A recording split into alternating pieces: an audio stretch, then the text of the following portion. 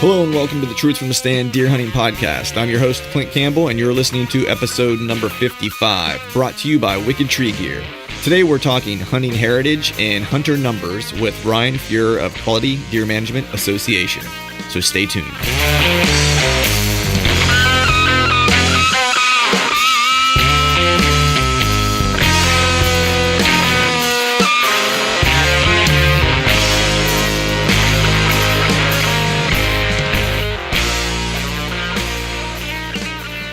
All right, welcome back to another episode of the Truth from the Stand Deer Hunting Podcast. Thanks for tuning in. And today we are joined by Ryan Fuhr, and we're covering a lot of topics that I think are probably going to be, I guess what I'll say is very important to hunting overall. So looking forward to the conversation with Ryan. We're going to cover a wide range of things, everything from hunting heritage to, you know, a few things specific to habitat, but mainly going to focus on hunting on the whole and how it's kind of shaping up, what the numbers look like in terms of statistics and so forth, and what, you know, the horizon has for hunting as we know it today. And so before we hop on the phone with Ryan, of course, I have my trusty colleague Johnny Utah Mulligan coming in from the great state of Iowa.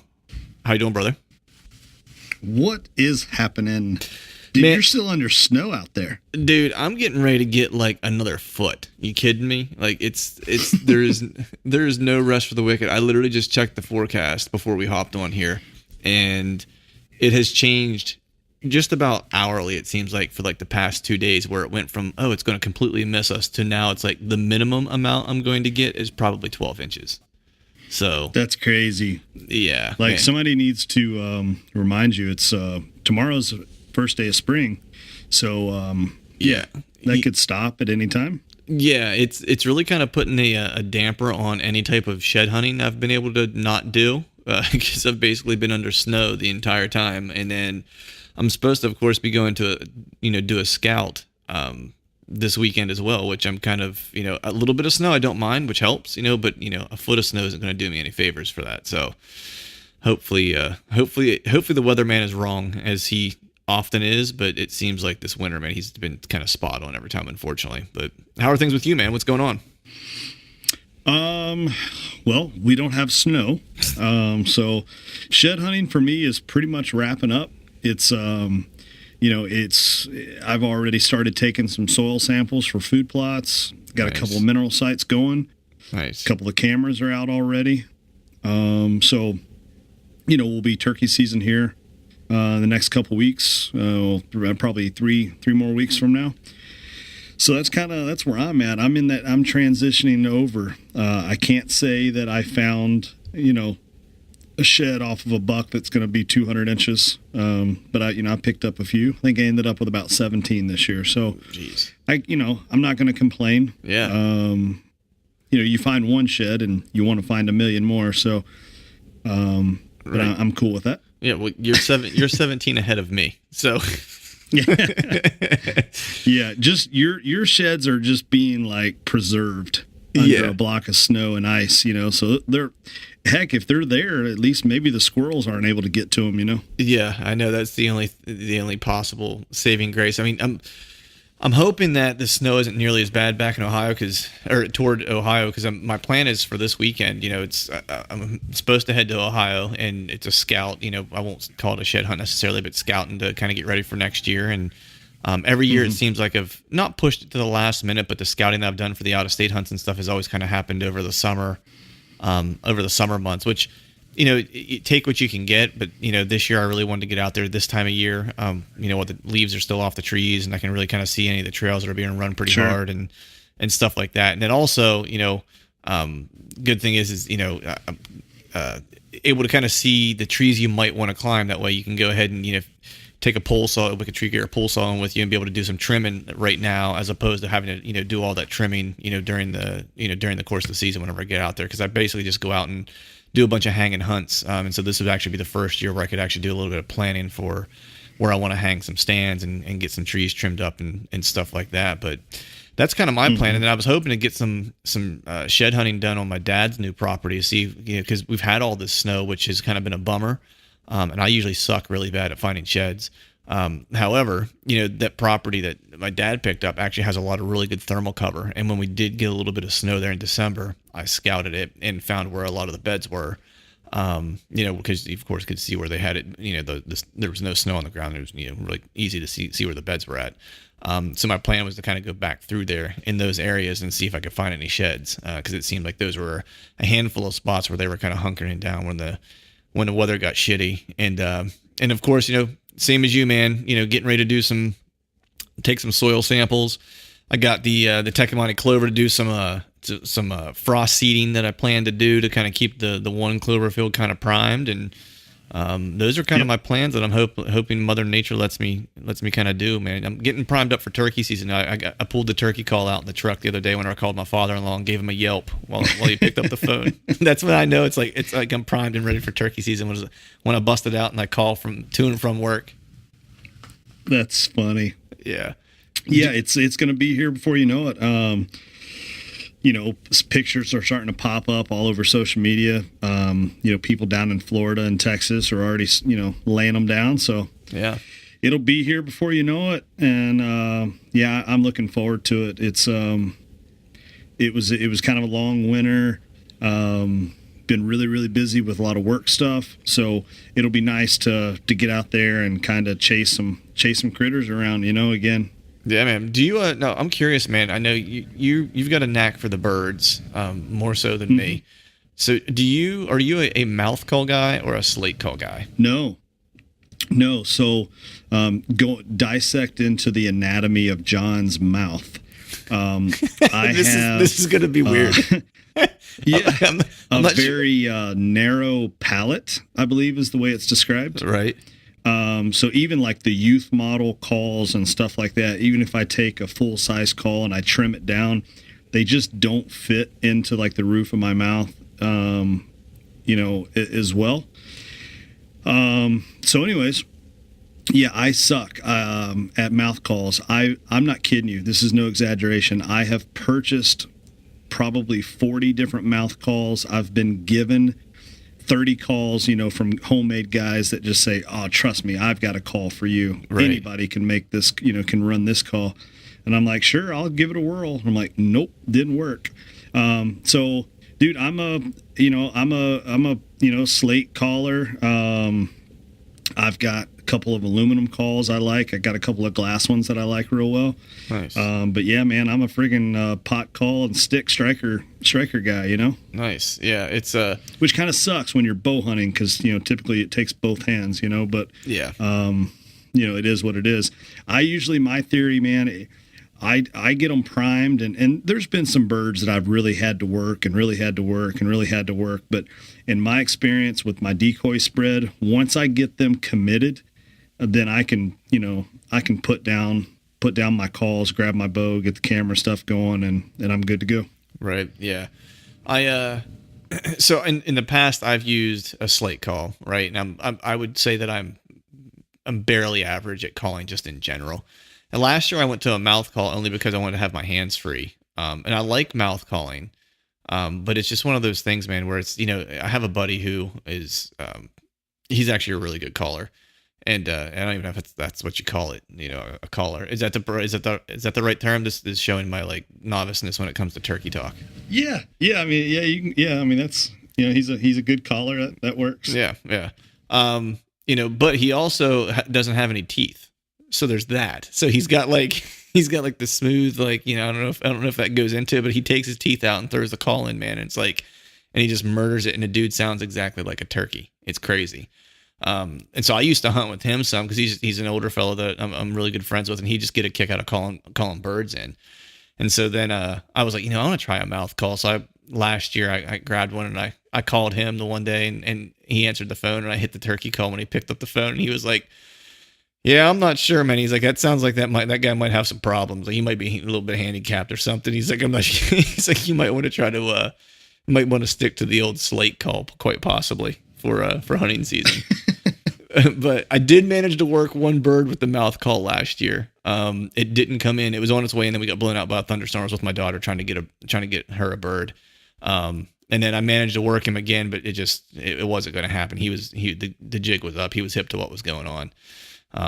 So I don't know. This year, I think I'll give the mouth call a try again and see what happens. I'm not sure if my returns will be any different than usual, but man, I don't know. It's spring and you just want to get outside and be in like the semi-warm weather. It's kind of nice to be back in a blind with a bow in hand and calling, and just, those early mornings, even though you hate them sometimes during deer season, but it's always nice those early mornings to kind of hit the timber and hear the woods come alive and stuff, man. So, it's good for that at least. Oh yeah. Yeah. It's fun. It's, well, and speaking of calls, once I realized that I couldn't run a mouth call for crap, it seems like every trade show I'd go to, there'd be some company, some local, some guys, making them on the spot, some making them out of their basement or whatever. And I would try to support, an up and coming, turkey call maker or something like that. And right. And then I got into the point where I was almost collecting, they're like, this one is like a teak wood with a walnut overlay. And I'm like, this is just like a piece of art, Right. I was like, I want to buy this call just because it's cool looking, and right. But I've probably come up with a collection of about a dozen of them or so. And, I've got some that I use for windy days, some that are a little louder. I want to reach out, some that purr a little bit better, and some yelp a little bit better. Some are a little softer, and some are a little more raspy. And right. Yeah. So I'll usually take 3 or 4 different ones with me in my pack. And, I tell myself that I'm choosing the right call for the conditions, but in reality, I'm probably just getting lucky more than anything. Right. So, or, I'm calling in the Tom that anybody could call in, Right. So, right. It's like, but you're taking 3 with me, man. You mean business. Like, I just happen to take I don't know how many times I've woke up to do a turkey hunt, and I just ended up grabbing whatever turkey call was on the gun rest at the cabin before I walked out the door. I was just like, yep, this one will do. I'm taking this one. And so that's often what has happened. I would say last year was probably the first year that I was like, okay, this is the call I'm going to use. And and I took it to the woods with that purpose. Which shows you about how much planning that I have that goes into it, which probably has a large part to do with why I'm typically unsuccessful turkey hunting. So I think I could probably, somebody could film me in a blind and I could make one of those dude perfect videos, Right. The parodies about the guy that has too many calls. Yeah. Now this call here, this is for the old bird. And this call here, this is for the bird that's kind of about a mile away, Right. Right. Now I do have a cool, I don't know. I was going to say, they all sound a little different. Yeah, they do. I do have a cool old turkey call. So my grandpa, when he had passed away, he was a big turkey hunter. And so my mom gave me all his turkey calls and crow calls and, everything that he had basically for turkey hunting. He didn't really hunt much else. He wasn't a big deer hunter. He was just a really big turkey hunter. That's what he was into. And so I got this old box call, and it sounds great. It sounds awesome, but it's kind of fragile because it's old. So it's I never want to take it with me in the woods or anything like that. And so I actually had it was in a bag, and it was laying, at the cabin in the basement. And I grabbed it the one day, and I was just curious. I was like, I wonder what year this is. So I started looking around on it to find a year, and I wanted to see if I could find the brand name on it because everything's kind of wore off of it. And I forget what the name of the brand is, but it's a well-known box call brand, and I think it might be one of the first box call manufacturers ever. And I looked up the serial number that was on it, and it's actually worth money. It's a collector's box call or whatever. Because they didn't make that many in that year or whatever year it was. It was a rare find or whatever, which was kind of crazy because my grandpa probably bought it the year that it came out at the hardware store down the street, and then just kept it his entire life. And I remember him using that box call whenever I was a kid too. So it's he's had it for forever and has killed many birds with that thing. So my goal is to one day actually use that and kill something using that. That's awesome. That's pretty cool, dude. Yeah. What's funny, because as you were talking about calls, I was like, let me crack open this box here. I've got this one crate that next to my office where I've got a bunch of, seasonal stuff. When turkey season's over, right, I throw all my turkey season in this box, Right. So I was actually just grabbing a couple of them and making sure I got everything. Yeah. I do need to get a new turkey call though, because unfortunately the mouth call that I liked last year, I accidentally left it in a pair of pants pockets and it got washed and dried. And so that one's over. So that will necessitate purchasing yet another turkey call that may or may not work for me, but such is life, I guess. Maybe I need to get some turkey calling lessons from you, man. Maybe that's the deal. So yeah, as far as giving you some lessons on turkey calling, that's not a problem. I don't know that I'm the best teacher in the world. Like I said, I fall back on the Irish luck probably more than anything. Right. But well, if you could it's kind of one of those deals, man. The first couple of years that I went turkey hunting, I just really didn't know anything about it at all. Mm-hmm. There was a buddy of mine back in Kentucky. He took me a few times, and we went 6 or 7 times in a row. Sometimes morning, sometimes afternoon, sometimes midday. And I heard a bird gobble once or twice. It seemed like it was 5 miles away or something. But right. And then I realized that I'm actually pretty deaf. So if I can hear a turkey gobble, he's got to be fairly close. Right. Ended up shooting a bird with a shotgun. And it's the only time I've ever shot any animal with a shotgun before, but I shot my first bird with a shotgun. And then after that, I went to bow, and it's a little different, sitting in a ground blind, but right. You kind of rely on that decoy spread, or at least I do. Right. I rely on the decoy spread. But if you're dedicated to a blind and a decoy spread with a bow, you kind of got to be in the hot spot. Because if you're not, it's not like you're going to tear apart your decoy spread, tear down your blind, and go running 2 ridges over, Right. Right.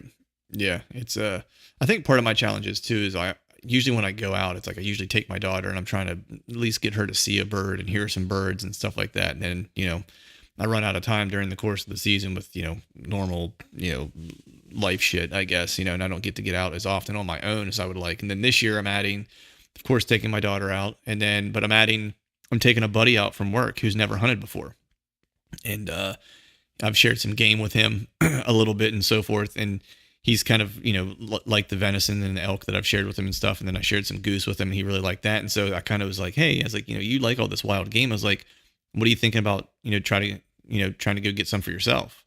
And he was like, really? And I was like, yeah. I was like, you want to go turkey hunting? He was like, I'd love to, man. He's like, I've never hunted before. And I was like, perfect. I was like, he's actually taking his hunter safety course this week online and getting his license.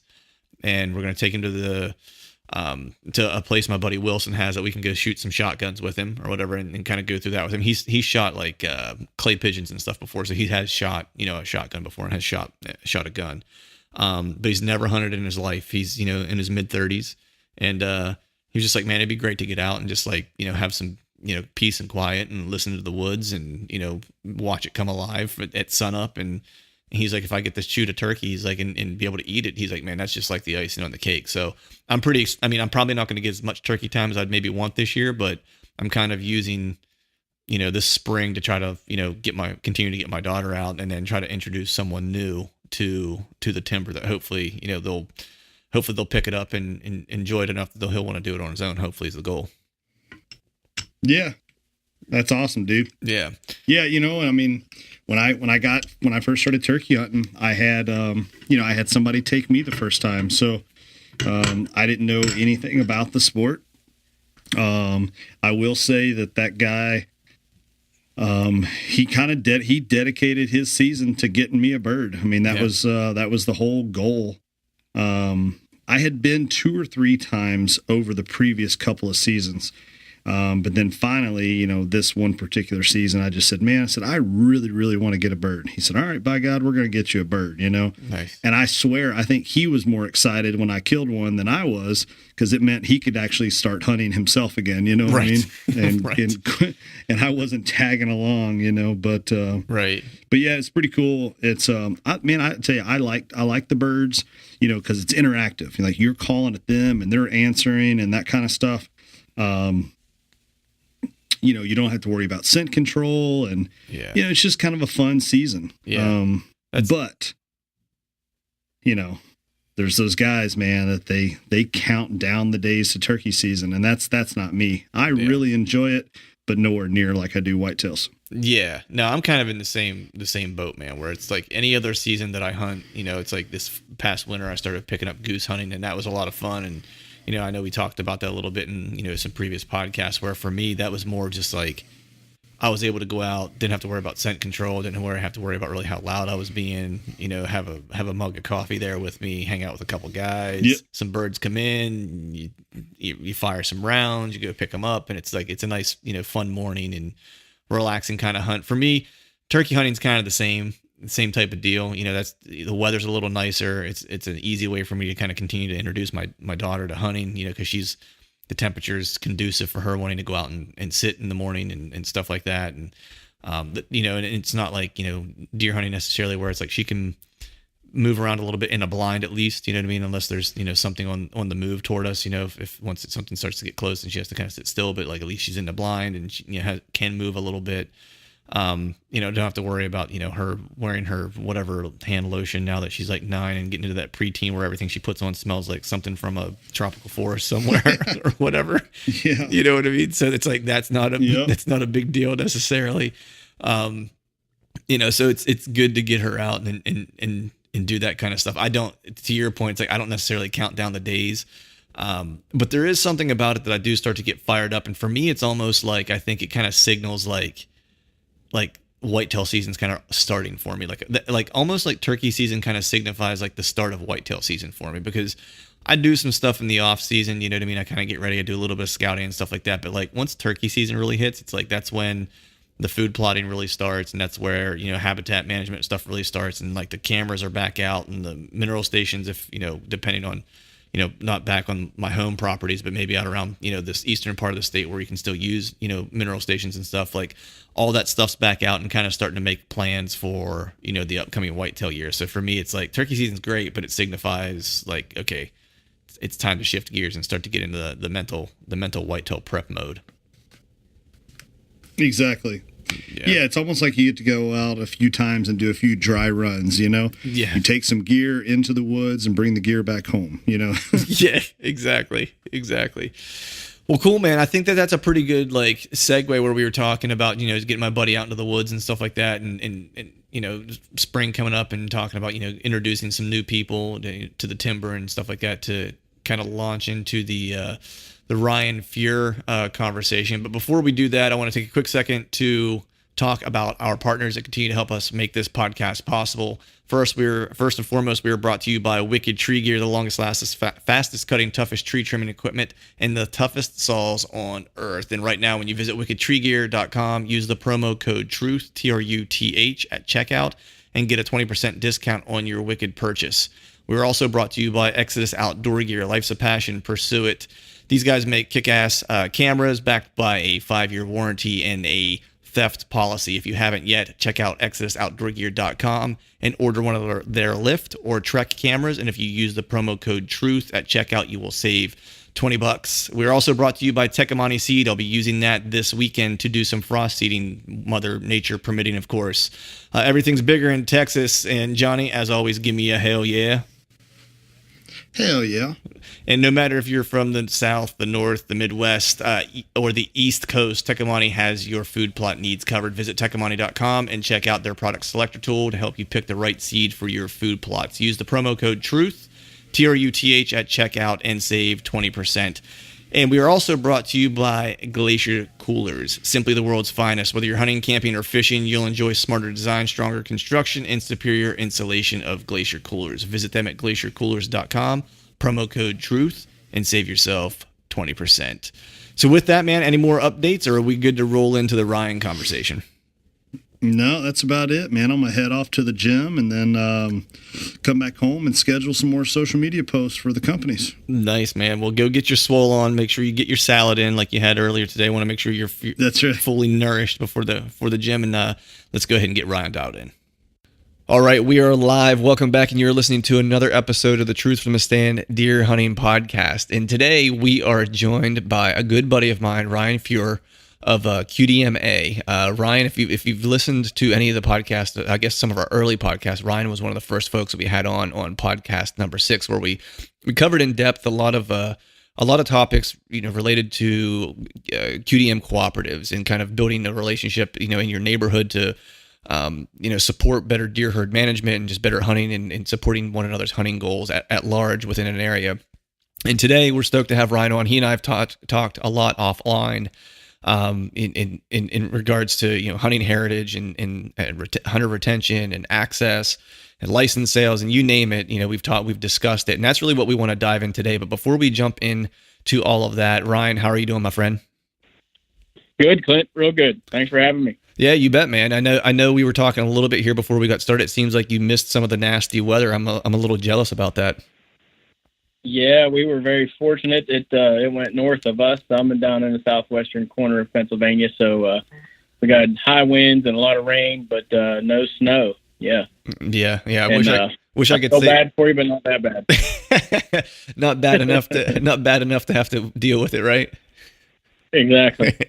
Nice. So like I'd mentioned, I know we had you on before, and I'm sure some folks out there listening are probably, you know, aware of who you are, what you do, and probably at least, you know, from a fringe perspective, aware of what QDMA does as a whole. But if you wouldn't mind, just give us, you know, a quick, I guess, Cliff Notes version of your background and you know, where you're from. Sure. Well, the QDMA, obviously, we're for the betterment of the future of the white-tailed deer and the habitat that they may live in. So I guess in layman's terms, I tell people that we're kind of like NWTF or Ducks Unlimited, but except for turkeys and ducks, we're for the white-tailed deer. So anything that may come across the white-tailed deer's landscape, no pun intended, we kind of look into that. We raise money to do habitat projects, education. Obviously, disease is a big issue right now, so we do a lot of advocacy on that end as well. My role with QDMA, I started, I believe this will be going on 8 years. 8 years ago, I was hired as a regional director for the Northeast. So basically, I covered everything from southern West Virginia all the way up through New England. So it was fairly new, extremely big territory. Yeah, and diverse habitat all the way up too. Yeah, exactly. You know, southern West Virginia, the mountain country, in the Pennsylvania, eastern part of Ohio. And then I had a branch in Maine, actually. It was 1,600 miles from my door to theirs. So, yeah, definitely diverse habitat when you're looking at the landscape for white-tailed deer, but pretty unique. But it was neat to see that, you know, all the people, you know, everybody you come across, especially in the Northeast, are the common, one common denominator was the white-tailed deer and the future of them. So, in trying to ensure the future of them. Right. Since then, I've been promoted. So I am now the senior regional director and field supervisor. So basically, I oversee 10 regional directors throughout the country. So just make sure, you know, all the I's are dotted and the T's are crossed. And I still get out there a lot, except for now when I used to be in the Northeast. I travel throughout the country meeting with people in the QDMA world. Nice. So how did you know, what's your, you know, I guess your background beyond QDMA? How did you join QDMA? Like, how did you get involved, I guess, is what I'm trying to ask. You know, I became a member, I'm not even sure how many years ago. Obviously, I was a big white-tailed deer guy. Bow hunting was my passion. I was a competitive archer, I like to say, in a past life. Right. It was so, yeah. So I guess in 2002, I was a national archery champion. I worked on and off for a couple different bow companies as dealer advisors and such, and shot my bow forever. Literally started shooting a bow competitively when I was about 8 years old, but only to be a better bow hunter. When I was young, you know, I had a hard time hitting a bow, or hitting a deer with a bow and arrow. So I just started shooting it a lot, and then I guess I have a competitive side, and that kind of rolled into the tournaments and such. But yeah, I shot, you know, literally hundreds of arrows a day sometimes, and started winning some bigger tournaments. And then next thing I knew, I owned my own archery shop for about 8 years. I owned and operated an archery shop carried 8 different bow lines. So I've literally been, you know, quote unquote, in the industry since I was a little kid.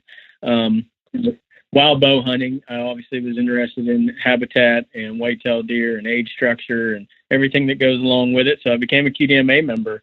I'm not even sure how old I was then. Probably, I would guess my late teens or 20, 21, maybe somewhere in that area. And I just saw a job posting one day as they were looking for a regional director. I'm like, wow, that's pretty cool. I had just gotten out of my bow shop. I sold it and, you know, started looking for a regional director. And I just saw a job posting one day as they were looking for a regional director. I'm like, wow, that's pretty cool. I had just gotten out of my bow shop. I sold it and, you know, started looking for a regional director. And I just saw a job posting one day as they were looking for a regional director. I'm like, wow, that's pretty cool. I had just gotten out of my bow shop. I sold it and, because the being a business owner took me away from the tournament side of archery, and I was kind of missing that. So, and then all of a sudden I see this job posting, and it was razor right time, and it's like, well, I may give that a try. See, I honestly didn't think I would get the job. I kind of applied for it like, yeah, why not type of deal. And then, went through, I think I remember 3 interview processes, and wow, here I am. And I really think it was destined to be. My life has evolved around the whitetail deer in one way, shape, or form. So being hired by the QDMA was probably, without a doubt, the best fit there was for me. I love my job. Sometimes I can't believe what I do for a living, actually, so yeah. When people say find the job that you love, and it's not like a job, I truly do believe I have that. I'm in that position right now. So that's pretty cool. Yeah. I mean, you and I have got to know each other a little bit over the past, year and a half, 2 years through, text messages, phone calls, and running into each other at events and so forth. And I can say without a shadow of a doubt, the deer hunting community is certainly lucky to have you on our side, because I don't think I've not met many people that are more ate up with deer hunting and wanted to make sure that, it sticks around for a long time, more so than you do. But, thank you. Yeah, man. I mean, it's meeting you and talking to you for about 30 seconds is all it takes to know where your heart lies. So, right on. Yeah, but I wanted to ask you, speaking of bow hunting, how was before we jump into all the stuff we want to cover today, how was your season this year? Yeah. Oh, wow. I had a really good season. Probably the biggest highlight of my season this year is my son killed his first deer this year. There you go. First deer ever. So that was awesome. That was in our rifle season, in Pennsylvania rifle season through the mentor program. So that was probably the highlight. The second highlight of the season for me was I killed a buck in Pennsylvania while he was in the stand with me. Oh, wow. So yeah, he wasn't hunting. He was just basically an observer, and that's kind of how I grew up. When I was young and wasn't able to hunt, I tagged along type of deal, and he tagged along with me, and it worked out to where it was a super cool hunt. It was that perfect time in October, like second, third week of October, when we had a cold front and deer were up on their feet, and I had 2 year-and-a-half-old bucks actually sparring about 60 yards from us, and then I heard another deer walking in the in the frozen leaves, and I started to snort wheeze at him, and it ended up being a 3-year-old 8-point. He come down off the hill, run off the other 2 bucks, stood in a scrape down there, and I knew he couldn't see up where we were. We were kind of looking down below him, had the wind perfect, and every time he was rubbing and scraping, he was just destroying this tree, and every time he would stop, I would just wheeze at him because I knew he couldn't see me, and he was within 65 yards or so. Right. And I could tell through his body language that he was just getting more aggressive. He'd get into that tree again and tear it up, and every time he would stop where I knew he could hear, I would just wheeze at him. And I think I tried to keep track. It was, I want to say, the 13th or 14th wheeze. And he finally just had enough, and he broke stride, and he literally just marched straight up over the hill, crossed the creek, up over the hill. And it was funny because I was telling him we were in a 2-man ladder stand. I take the middle section out so it's not so high. So we were only about 7.5 feet off the ground. And I was, kind of leaning back behind the tree, pointing my son to watch right here, because this buck's, he's going to appear. Now we could hear him, but he couldn't see him. And I think I was watching my son when the buck appeared, and I think that he thought it was going to be like 40 or 50 yards away, and it was literally about 10 yards, 11 yards. And when he come around the side of the tree, my son did the whole juking thing, and it kind of scared him, and I saw his eyes open up, and it's like, whoa, it's right there, and he instantly started shaking. It's so bad that I could feel the tree stand shaking underneath both of us. And the buck has no clue we're here. He's looking past us at this point, looking for that buck that was wheezing at him. And he walks over into a scrape at about 13 yards, slightly quartering away. And, I kind of look down at my son, and I'm like, you want me to shoot this? And he's like, oh, he couldn't nod fast enough. And, I drew back. The deer, had no clue we were there. It was, like the boogeyman getting them type of deal, and blew an arrow through him. And it was just super cool. I mean, it happened really fast, but it was a great learning lesson for him, or an experience, I guess, not really a learning lesson, but he got to experience that. And I think there's an apprenticeship process to introducing young adult or young children to hunting. You don't have to they don't have to go out and kill something if they're not ready. There's plenty different aspects of hunting that, will catch their attention. And he enjoyed that. He didn't necessarily, I could have got him a crossbow, or, he could have went hunting and shot that deer, but he just wasn't ready for it. And he's told me that. So I didn't force him, but he'd like to go along with me. So he got to see that, got to experience it. I let him track it. I mean, literally, he found the first blood. Unbeknownst to him, I thought I heard the deer crash, but it was out of sight, but I wasn't sure. We were fighting daylight. I was fighting. I felt like an NFL coach. I was fighting the clock, because I'm looking at the, with the time, and it's getting dark, and I want him to track it and find it in the daylight without a flashlight and all that stuff. And, but I also want to give it the right a lot amount of the time, for it to go, the 35, 40 minutes, whatever it may be, before you start tracking it. So he could only last about 10 minutes. So actually after 10 minutes, he had enough. He was ready to get out of that stand and go look for that deer. And I was pretty confident that I hit it well enough that we would be okay. Nice. So anyway, he took up the track and kind of filmed the last part of it. He was 10 years old, and, he's just looking at the blood right at his feet, and he kept going, and I could see the deer, and he literally tracked, he was probably about 5 feet from it before he realized it was laying there. So it was, another jolt to his system. He couldn't believe it was right there. Right. And he turns around and looks at me, and, but anyway, super cool experience for both of us. So our season, went really well. He killed a buck in PA, I killed a buck in PA, and I also killed one in Ohio, but definitely my best season year, to date. Nice. Yeah, that's awesome, man. Whenever you mentioned that he was shaking and so bad in the stand, like I can literally visualize that, because I mean, it still happens to me sometimes, whenever, especially if I get surprised or something. It's like, I don't know, that's the part that you don't ever want to lose, I don't think, is that, that excitement whenever you see a nice buck and you get all fired up. I mean, hell, I think sometimes for me, especially the beginning of the season, when it's just like, the first couple hunts, it's like I'll get excited when I see some does coming up, you know what I mean? Just because it's hunting season's back and it's what I love to do, and I'm excited to be out. And so that's awesome, man. I'm glad you guys had that experience. Sounds like he's going to be ate up with it too, just like his dad, huh? Yeah, I hope so. Yeah. Nice. So, I guess that's a good kind of transition there to kind of talk about, what QDMA is doing, because you kind of mentioned the, not just the mentored youth hunt that you did during, gun season with him to get his first deer, but also just the, the different things that, we can do with kids to get them out that don't have to necessarily be them, pulling the trigger or releasing an arrow necessarily. But, speaking of that, I know that QDMA had their huge event last year, their annual event in New Orleans, and you guys kind of mapped out your 5-year plan, goals and mission and so forth. And I wanted to kind of talk about a couple of these, I guess, pillars, if you will.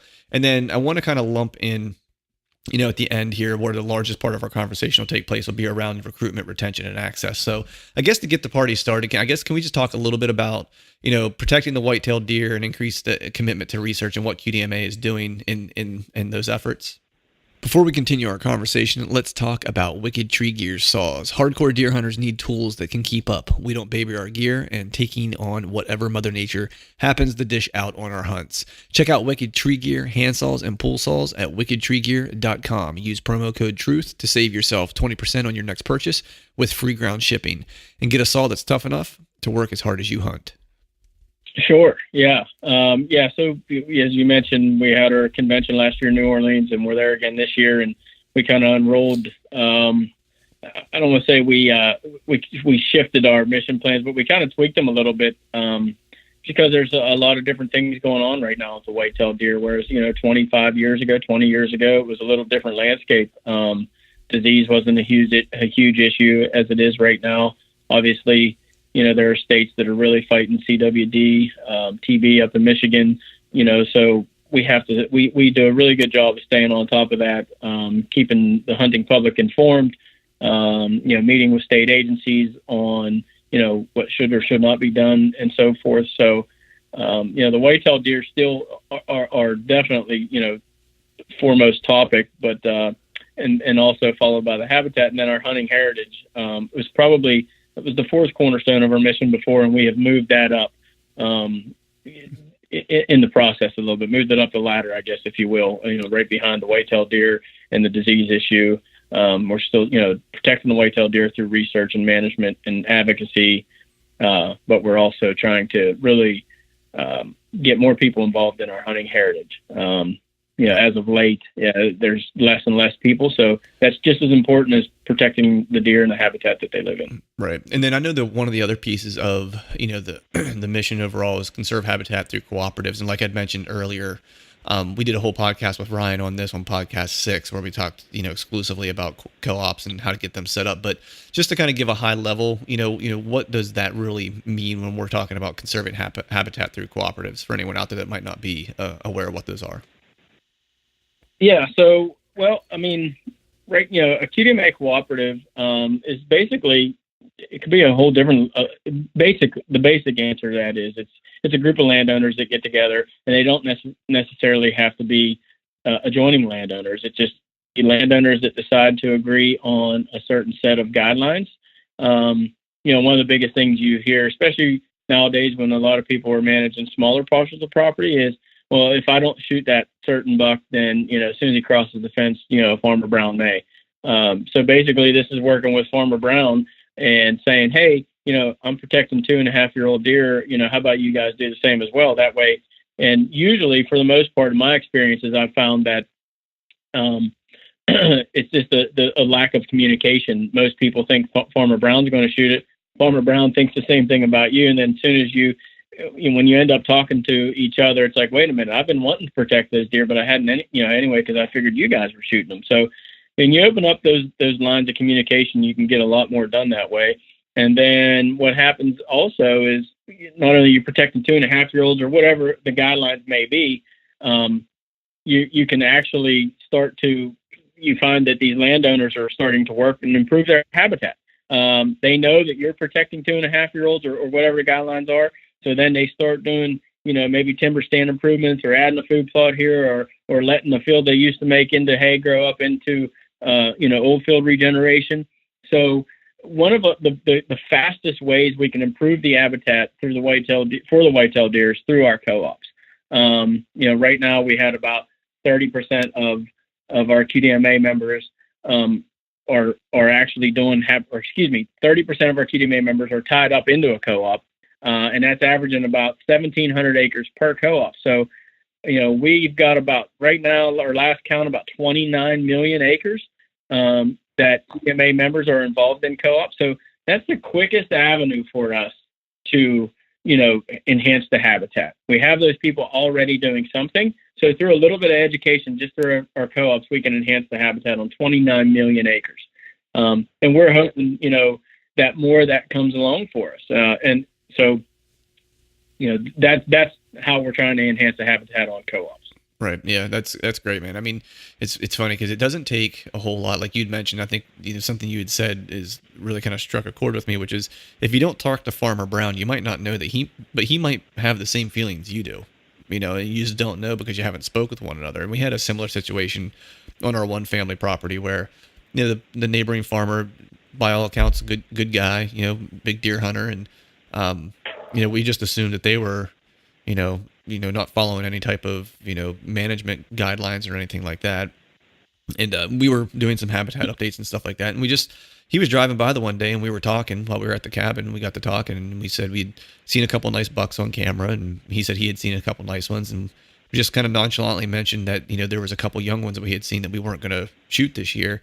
And he said, yeah. He's like, we don't shoot anything smaller than an 8-point, on our property. And so it was just one of those things where there was an assumption between the two of us that he thought we were willing to shoot smaller deer, and we thought he was willing to shoot smaller deer. But the reality was that we were both actually working toward the same thing. We just didn't know it. So now there's actually a lot more, information sharing. I wouldn't go as far as to say that we have a formal co-op with him, but we do a lot of, information sharing with him. We let each other know what deer we're seeing, what deer we've killed. He lets us borrow gear when we need to borrow gear to do any type of food plot work or stuff like that. So I guess in a sense it's a co-op. We just haven't formalized anything, but that's one of those things where it's just talk to your neighbor and see what they're into, because you might be surprised as to what their plans are. But Exactly. And well, that's a good point I want to touch on a little bit. I'll give you a little bit of the statistics on something like that. But I had a similar situation, but it's not formal, it's not on paper, but that's fine. And that's actually, all we're asking to do is reach your hand across the property line and introduce yourself to the neighbor. And, just that first conversation, like you say, he's not shooting anything other than 8 points or bigger. I mean, that's great. And now he knows you are. So, his comfort level has risen to where, he's probably going to do that extra food plot, or you're going to do that extra food plot. And then, through conversation, you may run into somebody else in your area. And again, it doesn't even have to be adjoining properties, but, statistically, the more property you have tied up in some sort of agreement, whether it's antler restrictions or, increased doe harvest, or, even habitat management, can save deer or, enhance the deer hunting. So there's a lot of different avenues there. Even predator control. I've heard some co-ops got formed on coyote hunting. Basically a couple of landowners never talked about deer hunting. One day, one guy wanted to coyote hunt. He thought he'd ask him about it. And then, the landowner asked why. He was like, well, we try to pay attention to our deer herd, and our fawn recruitment rate is down. We're trying to kill coyotes.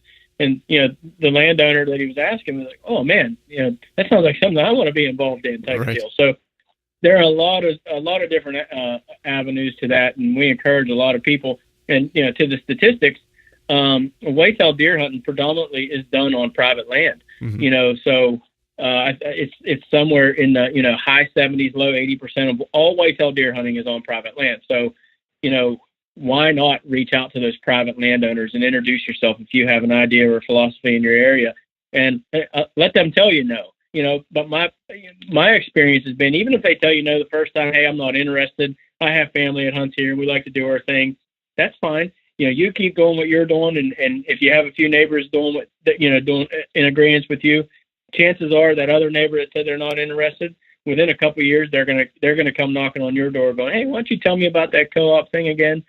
Because they're going to see what you guys have done, and the proof's in the pudding. This isn't speculation at this point. This is science. When you let bucks get older, they end up with bigger antlers, and you shoot, more does. You have a better age structure, and sex ratio, is where it needs to be for the breeding season, and the whole thing down the line. And it just enhances the habitat, enhances the deer herd, and your hunting's better. And everybody wants to be a part of that at the end of the day. It just may take them a little more time to get to the table. Yeah, exactly. I mean, I think this year we had on that farm particularly, we had the nicest bucks that we've had down there in the past since we started doing any type of habitat enhancements, which was great. The other benefit that we kind of get out of it, or mutually between the two of us, is, no one lives at this cabin that we have on this property. So, they actually will let us know if they see someone that stops by the cabin and they don't recognize the vehicle. You know what I mean? And say, hey, I saw this truck down there the other day. Before they recognized my vehicle, I was pulling into the one field to go check cameras. And they came over and stopped me and said, hey, who are you? I was like, oh, I'm the son-in-law here. I put these food plots in. I'm going to check some cameras. We just talked for a little bit, but that made me feel good that, they noticed that there was someone there that they didn't recognize and they were coming over to check it out. And so and we kind of do the same thing. If we see someone driving through one of their fields, spotlighting or something like that, we'll let them know. It's like, hey, are you guys out tonight? And they're like, nope, we're not out. Well, someone's out on your property. So it's a lot of that, just kind of working together to make sure, that you're working toward similar goals, but also, protecting the work that you both are putting in, so it goes beyond, I think, more than just the habitat and putting bucks on the buck pool. It also kind of makes a nice community. And this is a nice segue into what we're going to kind of talk about, which is, kind of creates that larger hunting heritage. And so I think we'll just kind of go ahead and jump into that, because the next thing I really want to talk about is the stuff that you and I really kind of kicked off the idea of us getting together and doing another podcast, was talking about the idea of hunting heritage in general. Because I think, and this is just kind of my perception, is that a lot of times when folks think of hunting heritage, they think of, and this is still true, but they might just kind of look at it from the perspective of, the hunting camps and, hunting with your dad or your grandpa, or hunting with your uncles, or that time that you went out whenever you were a little kid and kind of learned how to hunt. And all those things are true, and I agree with those things. But I think there's a piece or things that happen in the background that maybe, are quote unquote, less interesting or sexy or nostalgic might be a better word. that people don't think about that is the basis or the foundation of our hunting heritage.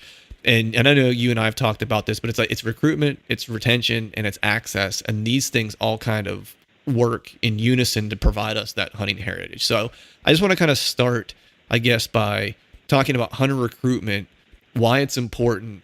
And yeah, I think it's always been important, but it seems now like there's an added urgency to make sure that we are recruiting not just the youth, but also, those adults who maybe never hunted or did when they were a kid and then don't any longer. So can we talk a little bit just about recruitment and I guess the sense of urgency around it today? Sure. This is a complicated topic, and there's a lot of different opinions out there. Not so much opinions on some of the statistics or the data we're looking at right now, but as to why we are where we're at and, maybe what the fix is. But the importance of hunter recruitment, in pertaining to our hunting heritage is, basically right now, the needle of hunting license sales is going the wrong direction. We're losing hunters.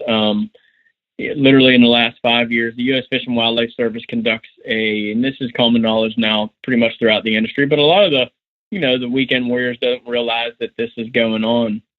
And maybe because I was kind of surprised when I was, relaying some of the statistics to people and they didn't realize, because they thought they were very involved in hunting, being they followed on social media, whether it be Facebook, Instagram, Twitter.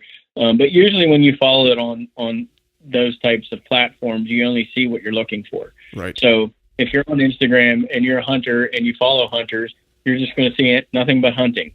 And the reality is, like I was getting to, the U.S. Fish and Wildlife Service does a census about every 5 years. They've started in 1955. The census was finished up in 2016. They put the information out last year, 2017. And basically, we lost 2.2 million hunters. Now, there's some people that argue that we didn't lose, it might not have been that bad, depending on who's doing the counting and what you're counting. Still, they weren't off by 2 million. Right. We've lost hunters, going the wrong direction. So, it is really important right now. When you look at, we all agree as hunters, and it doesn't matter what you're hunting, but we all agree. And, the whole Africa thing has really taught us a lot about conservation through hunting license sales.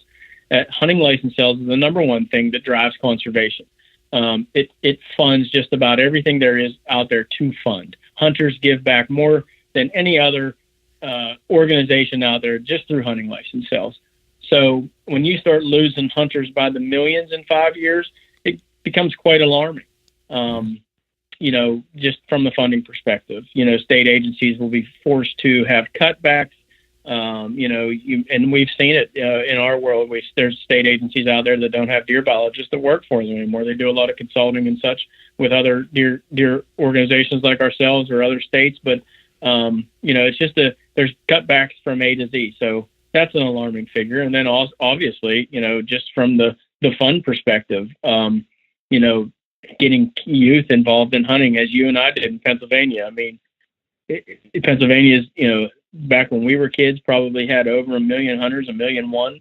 It was a huge deal to go the first day of opening season, the Monday after Thanksgiving in Pennsylvania.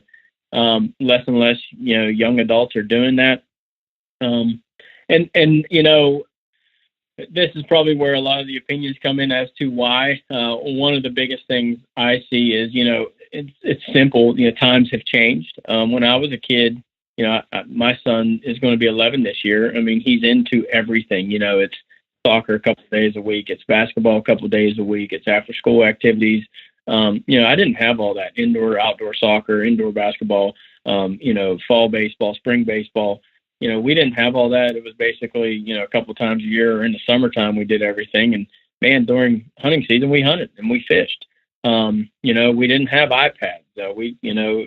There's a lot of different, basically times have changed. So we have to kind of go along with that. But some of the saving grace is, we can always introduce kids to hunting. There's going to be kids out there that have that interest. They have that spark. They just need to be introduced to it, even though that they're doing everything else. We're hunters and gatherers by nature. I firmly believe that. It's interesting to watch. I've said this a lot of times, and I may even said it on the past podcast we did, but it's interesting to watch a young group of kids play hide and seek together. I really believe that's one of the first forms of hunting. I don't think any parent has taught their kid how to play hide and seek. They just know how to do it at a really young age too. So that's that hunter gatherer in us. So they just need exposed to it a little bit. And it may not even be it definitely doesn't have to be a form of deer hunting. I mean, small game is a great gateway into big game hunting and even fishing. There's a theory out there, if you teach a kid to fish, he'll hunt for life. So take a kid fishing, get them outdoors, show them, that way of life, as well as the soccer and the football and the baseball and, even the iPad. That's fine too, because that's where we're at. IT is a big part of our world right now. So there's nothing wrong with learning that either. And then, one of the biggest things we've tapped into just within the last few years is the first time adult onset hunter. So basically, we have a whole group of people out there that may be 30, 35, 40, 45, 50. We've even seen them in their 60s that have the desire to hunt, but have never have hunted. And especially when you're talking about, maybe a 45-year-old male that hasn't hunted ever in his life and works with, males that do hunt, he's really not going to ask, hey, will you guys teach me how to hunt? It's kind of a macho thing. And, there's that whole barrier there. You don't really want to break the ice, just kind of let it go because, think about it. You haven't done it in the last 20 or 25 years. You're not going to embarrass yourself to ask your buddy who does hunt to take you hunting. But we're finding there are those people out there. And it's been interesting to do that type of hunt with first-time adult onset hunters where you're not taking them hunting. The difference between a kid and an adult onset hunter is you want to teach them to become a hunter.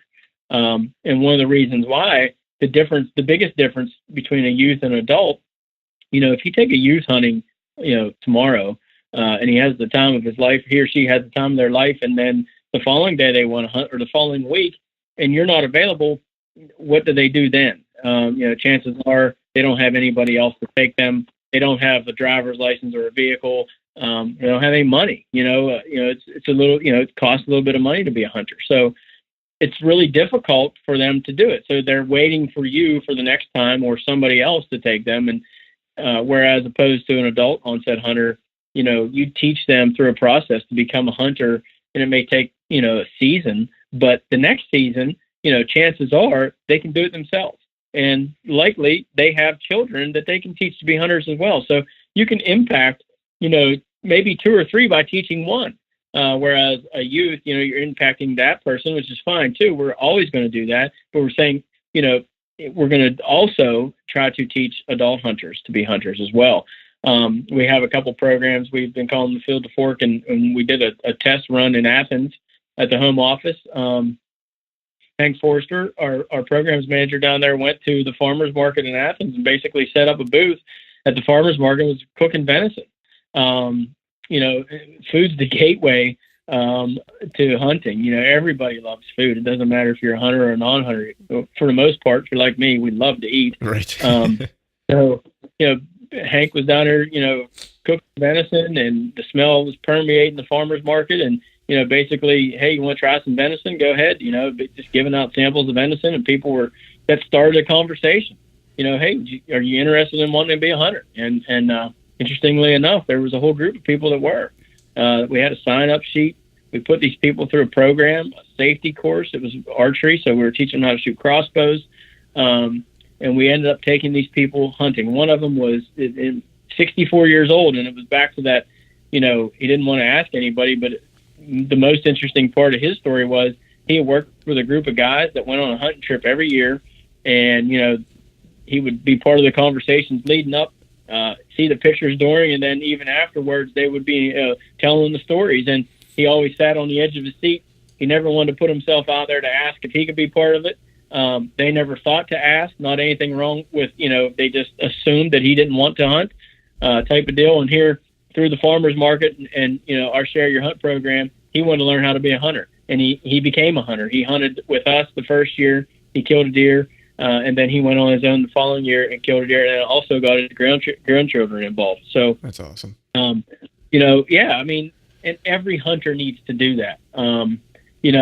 Seek somebody out, and I guarantee they're in your family. Look around at Thanksgiving, sitting at your table, and you may have an uncle or a cousin that only comes in for Thanksgiving or Christmas or whatever it may be, and they've never hunted. That ask them if they want to learn how to hunt, and do that.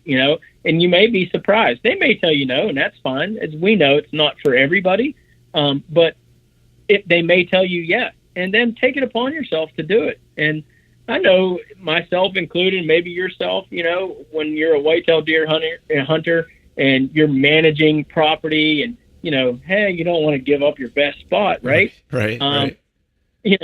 But if you do, it's only one deer, one season. That's fine too. But also think about it. You can do turkeys, you can do squirrels, you can do small game. I mean, there's so many aspects out there to hunting. And also another, as I mentioned, the food being the gateway. Even if they say no, you know what? If you're killing a couple deer a year or a couple hogs a year in the South, whatever it may be, offer them some wild game. Like, food is everything, man. They love that. People love to eat the wild game, especially if they know how to prepare it well. We've worked with a couple local chefs. I have myself, really great chefs that can just do some amazing things with wild game. You would have no idea that's what you're eating. It's so good. And, some of the most non-hunters I've ever been around, never thought they would go hunting, never thought they would eat wild game. After eating wild game, had no idea they were, and I told them they were. And, maybe I didn't convince them to become a hunter, but it definitely opened their eyes to, wow, there's something to this. I can secure my own protein. I don't have to go to a store and not know where it came from and this, that, and the other. So there's a lot of moving parts to it, and there's a lot of aspects to it, but seeking out those first-time adult onset hunters, coupling those with youth programs, we need every hunter out there to realize it's a really important time to do that. And it would be easy enough for every hunter to do. Think of it, there's 10 million hunters in the country. If a third of them, would take one new person and taught them to be a hunter, we would save it just like that.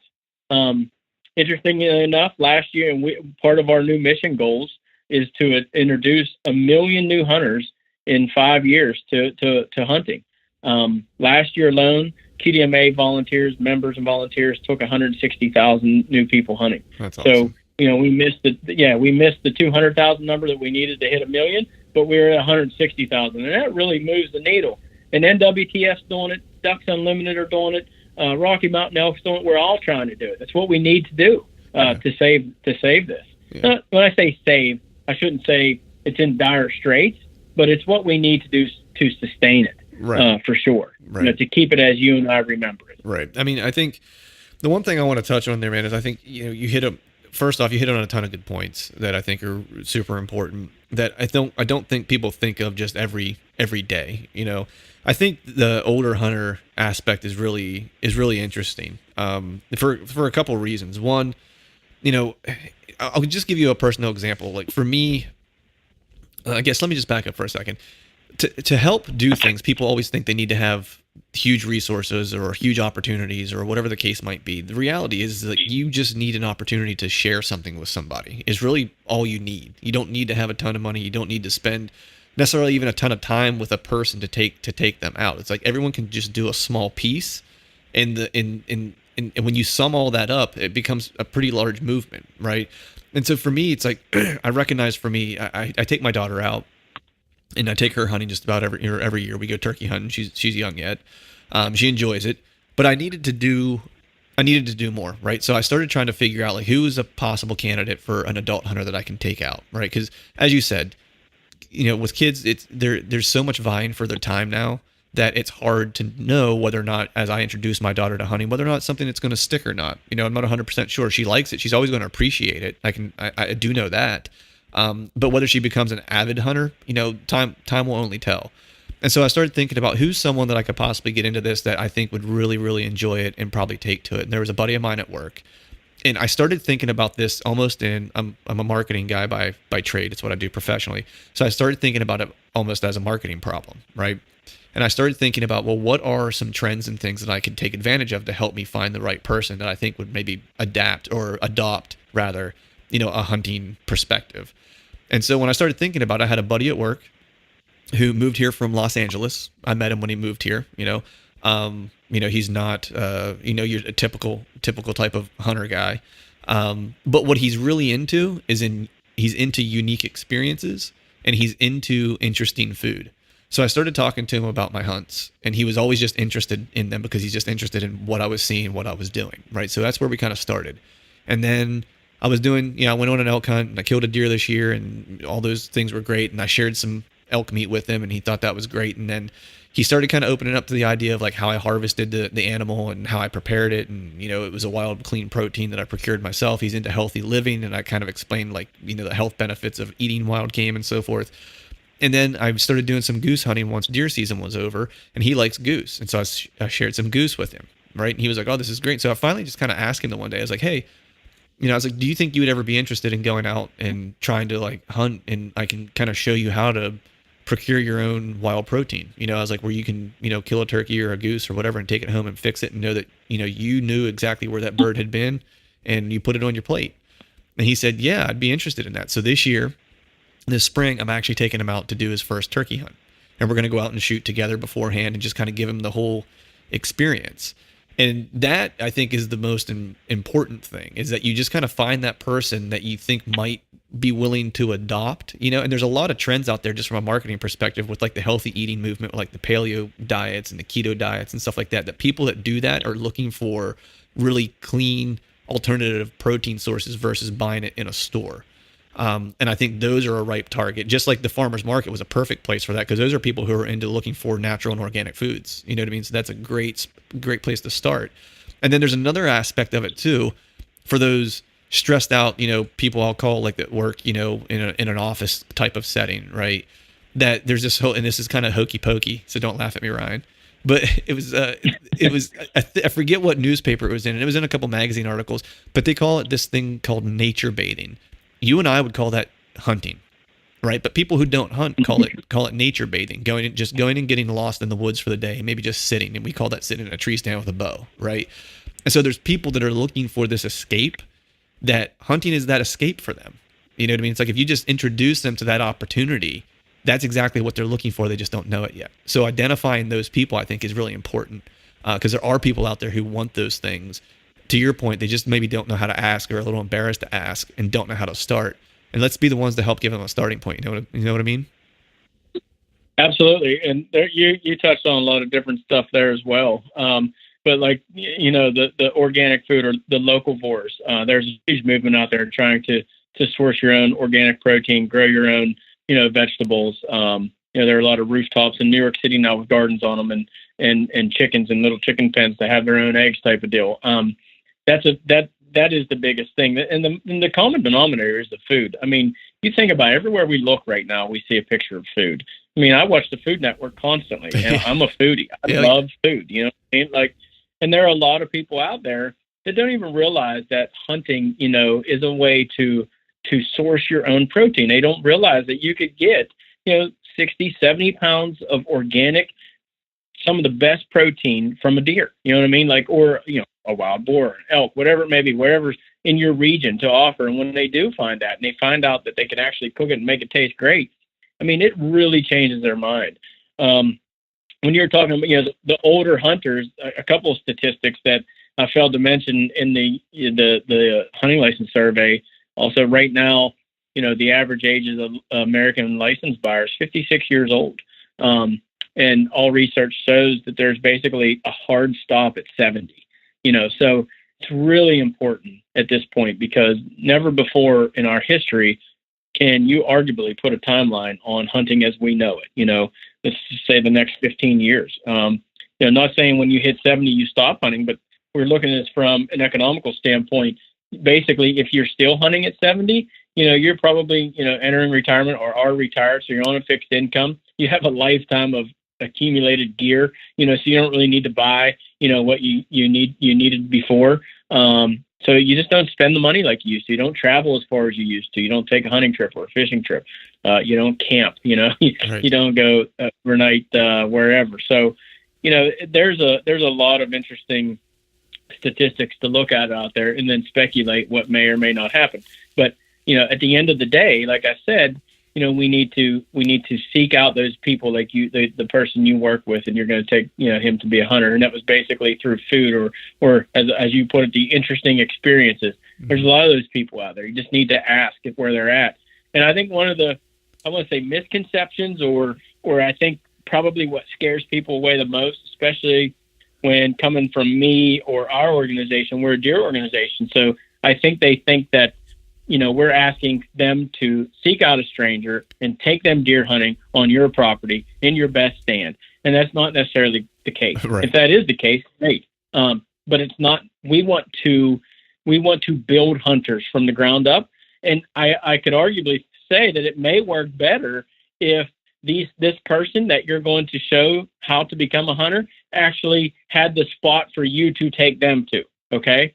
And if they didn't, in Pennsylvania and just about every other state out there, there's a ton of public land. And one of the things you have to realize is you do not have to be successful the first time out, or the second time out, or the third time out to be considered a hunter. And, as you put it, nature baiting. I mean, there's so many different aspects to enjoy about hunting that it honestly, even for me, and I'm sure yourself and probably 80% of the other deer hunters out there, it's not all about the kill, man. There's so much more to it. The whole romance involved in hunting is why I do it. I mean, there's a whole different aspect that people think, especially the non-hunting public. But so I think it probably would work better if these people had their own places, and then you could take them hunting there. Basically, hey, here's your spot. This is what I would do if it was mine. And then also, I've done this a few times myself. If you've put them through the quote unquote your program and you turn them loose the next year, make sure they have your number. They're probably going to need to call you. I've had people call me, first time hunters. You're not going to believe this, but I hit a deer and I need help tracking it. Absolutely. I love that. Yep. We're field dressing it. You know what I mean? They need help with that, skinning it. And then I've even invited people to my home. I show them how to cook the deer, or the turkey or whatever it may be. So, but it sounds like a huge undertaking, and it very well may be, but honestly, the reward is so much better. It's so fulfilling. Life's short. You're probably going to make friends that you didn't know you had, or ever could have had. It just opens up so many different doors, and you feel better because of it. Honestly, I couldn't stress enough how much this has changed different people's lives for sure. Just looking for that one person, right. Yeah. I mean, I think it does a couple things. I think one, like you mentioned, you create this relationship that maybe you didn't have before, which is great unto itself. You created a new hunter, which helps move us toward our cause overall, which is another bonus, right? Which is a great thing.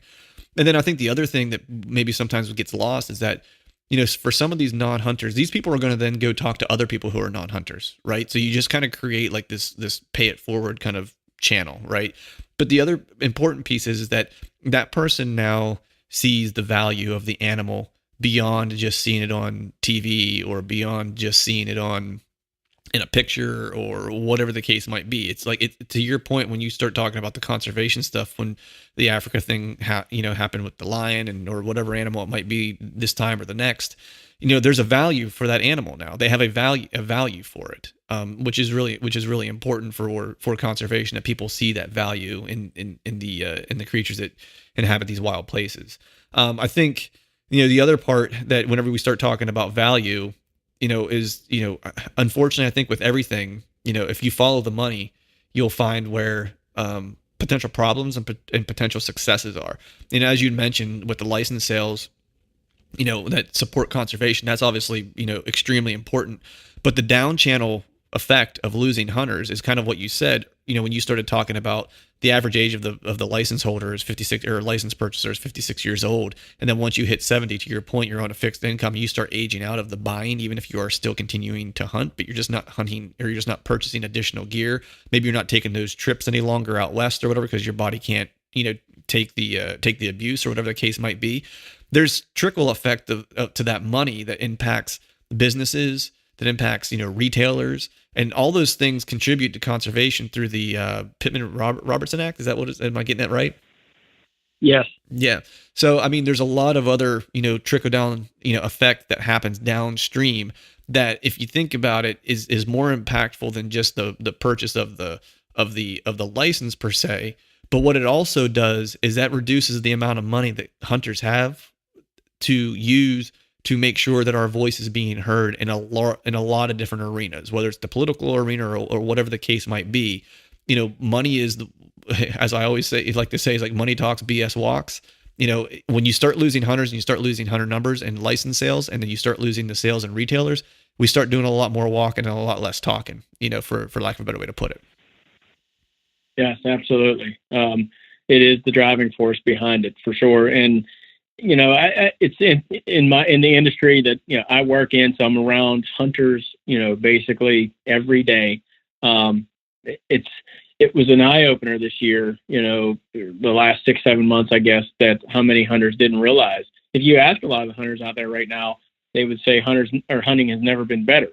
It may never been better in their world, but like I said, the big picture, the needle's going the wrong direction. And that's what needs, we just need a little bit of exposure to the problem. We need to offer solutions to the problem, which I really believe we are. And then we just need people to want to step up and help for a lot of different reasons. As you just pointed out, there's a ton of different reasons why. But for the most part, people like you and I, and probably, like I say, every other deer hunter out there, we understand what it is and why we do it.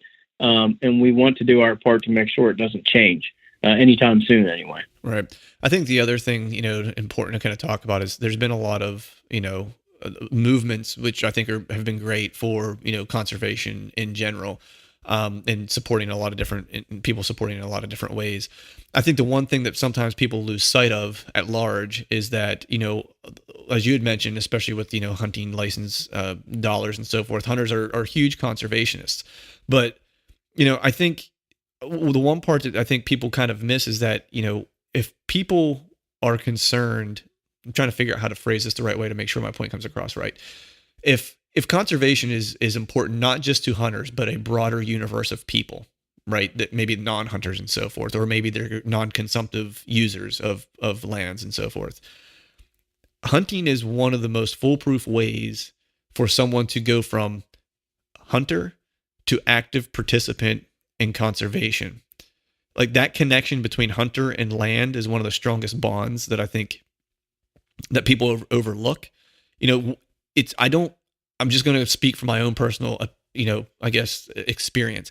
I don't know very many people that I'm friends with or acquaintances with that are big time hikers, bikers, kayakers, canoers, whatever the case is, right?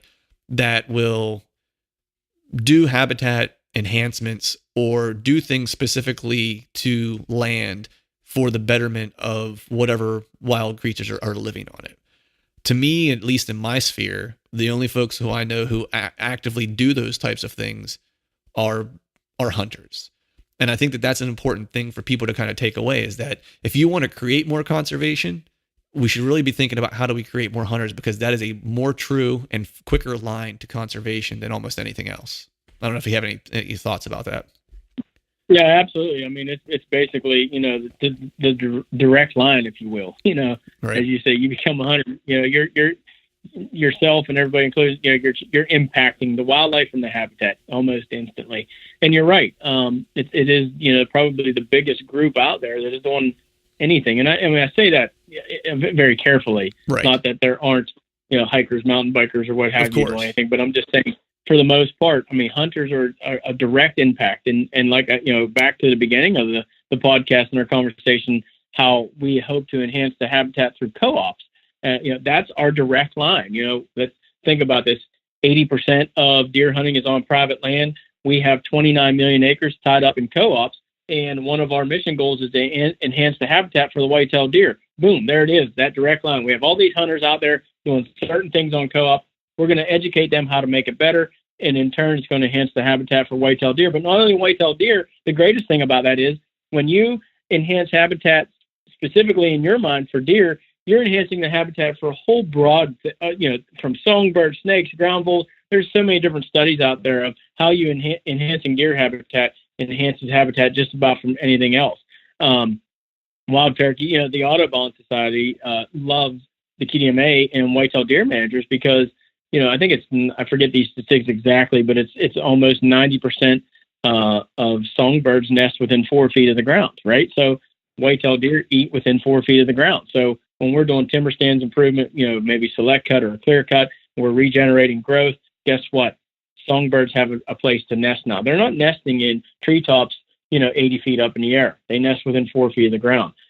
You let an old field grow up into, or a newer field grow up into old field management, and you have that whole array of native warm season grasses and CRP and whatever it may be in there that just it becomes cover for, ground voles, moles, mice, songbirds. I mean, you name it, wild turkey feed for them, deer feed, cover for fawns, nesting cover for any turkey, ringneck pheasant, whatever it may be. So, I mean, we are really moving the needle when it comes to enhancing habitat and protecting wildlife and in turn our hunting heritage, because then doing all that provides opportunity for the hunters, right? So it all goes together. There's a lot of moving parts to it, but it all goes together. And any little thing is one thing, as you touched on, that you could be doing, any little thing that you may want to do.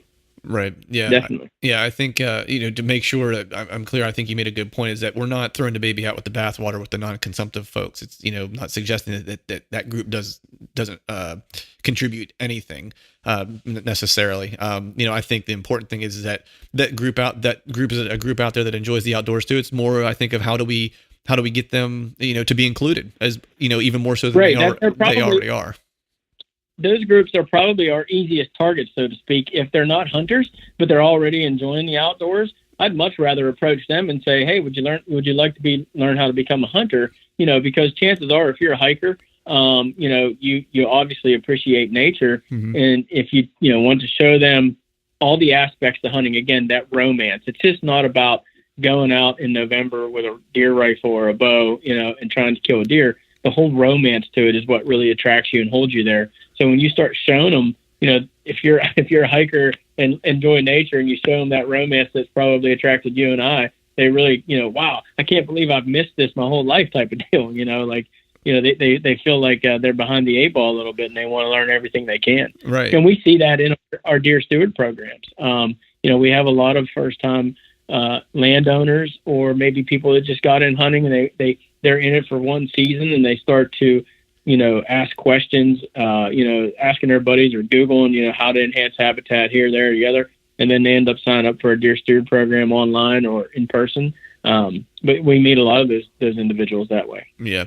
And I think the other important thing is too, as I continue to kind of think about this, is that, there's a lot of, as we kind of touched on here, there's a lot of different ways you can get involved and you can help and so forth. And there's a lot of different groups of people out there that are supporting different things and so forth. And there's the non-consumptive folks, which, we'd love to bring them into the fold. But I think the important thing is that we can do as a hunting public is that make sure that we're supporting the right things that are, moving, I guess, our heritage in the direction that we want it to go in. So I think, just being mindful of I'll give this kind of, I guess, analogy, as there are a lot of things, and resources and so forth that are vying for kids' time, the youth's time, and impacting whether or not they might or may not hunt, just because of purely they may not have enough time to get involved because they've got a lot of other things going on that are taking their attention. The same thing happens with our dollar. So there's a lot of organizations and so forth that are out there that are vying for your dollar for different aspects of the outdoors, whether it's purely conservation or whatever the case might be, right? So I would just say, making sure that where you are contributing or where you're committing your time and your dollars is a place that's actually benefiting the areas that you want to benefit. So QDMA is a great example. It's, as a deer hunter, it's like I'm for the betterment of the deer population and making sure that we have places to hunt and conservation and all those things. And so for me, being a member of QDMA is really where I find that I get the most benefit personally, and where I want to see hunting go, and that will provide a halo effect on all the other things that I am passionate about in the outdoors, such as conservation as a whole. Right. So it's like, I'm mindful about where I put that. I think that's one thing people need to kind of think about, is not just, yes, you take someone out and hunt and do those things, but it's like, whenever you make your personal contributions, how are you making those and who are you making those to? And then also, what brands you're supporting and so forth. When you're buying, hunting gear or a truck or whatever, it's like, just, do 10 minutes of digging to figure out, what they're all about, that company's all about, to make sure that those dollars potentially are going to get funneled back to something you believe in. Yeah, absolutely. I could go so many different ways with that. You're right. I've spent a lot of time, just kind of looking at data and understanding what people are doing or not doing. And as you say, not only the dollar, but just time spent. And I can give you, I'll touch on the youth side, and this is personal experience with my son, right? So he's a soccer player, loves soccer. And his mother and I decided that, it come time where, they want to do traveling soccer. And it's like, well, wait a minute, we're playing soccer 2 nights a week as it is, plus practice and then conditioning. So potentially 3 to 4 nights a week, we're doing something, soccer related.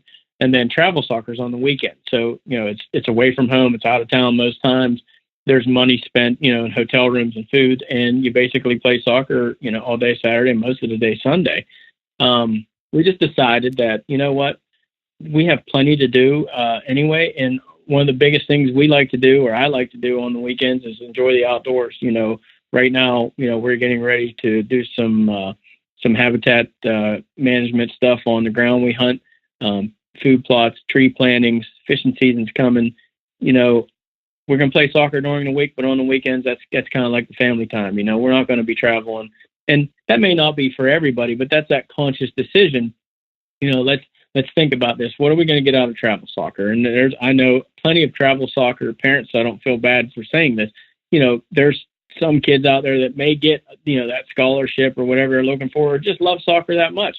That's fine, but it just as hunting is not for everybody. Maybe travel soccer or travel baseball may not be for everybody too. So think about it that way. Think about, the money that you may spend on that could be spent for something in the outdoors type of deal, whatever it may be.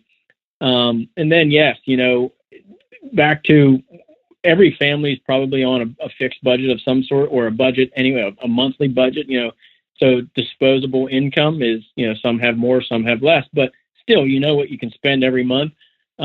Look at where you're spending your dollars. There's 10 million, give or take 10 million, 10.5 million licensed deer hunters, in the country right now. And I don't know, 75 to 80% of them hunt within 20 minutes of their home. They do all their hunting within 20 minutes of their house. So, when you're given that money, or you're donating to a nonprofit or whatever it may be, think about it, where your money's being spent. Is it directly impacting what you hunt the most, or where you hunt the most? Nothing against, the public land movement out west. That's great that they're doing a big part of advocacy, and it needs to be done, and especially back here. But, does it make sense for you, if you hunt the farm behind your house, to give money to something that's, fighting for, public land in Oregon or Montana or whatever it may be? And it very well may make the most sense for you. That's fine. But think about it, because as I say, we're losing money, and those dollars do count. They do add up. They definitely move the needle. So look at the big picture, think about it, think how you can be involved. Is it worth your family's time and money to get, your son or daughter involved at a deeper level than you may be right now? And what can they get from it? And it may lead to all good and great things. And it's all through education. Some of these types of discussions need to be had in front of your hunting camp. It may be, the sooner people realize that, again, that major needle is going the wrong direction, I think we'll save it quicker. Right. For sure. Yeah. Well, man, I know I've kept you here about an hour. I want to be sensitive to your time, and since I'm a little under the weather, I'm probably only about 5 minutes from a coughing fit. I've managed to hold off for about an hour. So before we wrap this thing up, man, I just want to give you an opportunity to kind of let people know where they can find out more about QDMA and places they might be able to get educated and follow what you guys are doing. Yeah, absolutely. Probably our biggest platform is tdma.com. And then obviously we're on all the social medias, the Quality Deer Management Association, on Facebook, Twitter, and Instagram. On Facebook under Ryan Fior, Instagram under Ryan Fior, QDMA. So, definitely if you have any questions or you want to learn more, how can you be involved, please send us an email. We have a contact us page. You can email me directly at rfior@qdma.com. I'd be happy to answer any question or get you in touch with the right people anyway. So sure, I appreciate your time, the opportunity to try to make people aware of what we are trying to do, and hopefully, and I really feel we are going to achieve the mission, our 5-year mission. We're going to achieve it. So, we are going to hopefully mentor 1 million new hunters and enhance the habitat for the white-tailed deer for the future generations. But we can't do it without your help and, everybody else's help out there. So reach out to us if you'd like to learn anything else about it. Awesome. And I want to make sure to mention that, we appreciate the work that you do, man. All you guys at QDMA are fighting the good fight. And I hope everyone out there, I'm sure they will. A lot of deer hunters are passionate about the sport and about hunting and stuff like that. And so, I have no doubt that you guys are going to reach your goals, but just want to make sure that I send my gratitude to all you guys for the work you put in and helping kind of push all these initiatives along. So happy to have you on, and thanks for coming on, buddy. All right, Clint. Appreciate it. Anytime. All right, folks, that is a wrap for today's show. We'd like to thank Ryan for joining us. Be sure to check out QualityDeerManagementAssociation.com, a really great place for resources. Also, be sure to follow Ryan on Facebook and Instagram. We'd like to, of course, thank all of you for listening. And if you haven't yet, please head over to iTunes and leave us a 5-star rating. And be sure to subscribe to the podcast to be sure that it's delivered to your devices anywhere you go. We'd be super appreciative of that. And before we shut this thing down, we need to give a big shout out to our partners that continue to help us make this podcast possible. Wicked Tree Gear, Exodus Outdoor Gear, Obsession Bows, Ozonics, Trophy Ridge, Tecumani Seed, Glacier Coolers, Ramcat Broadheads, and Trophy Taker Rests. And until next time, we'll see y'all. Makes me proud, makes me steal. I could show you through the door. I ain't welcome anymore. A long time coming, if it all. It takes a special knowing to colorful. Damaged heads, broken letters.